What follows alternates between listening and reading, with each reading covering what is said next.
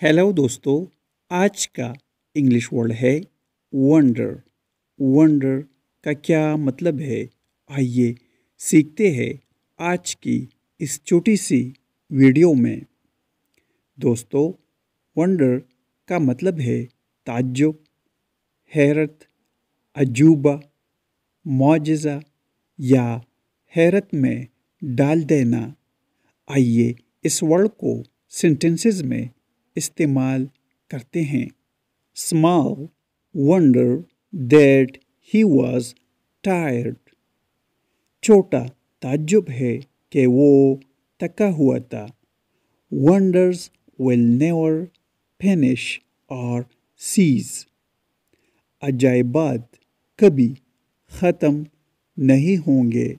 दोस्तों, चैनल को सब्सक्राइब करें और वीडियो को लाइक और शेयर ज़रूर करें। Thanks for watching.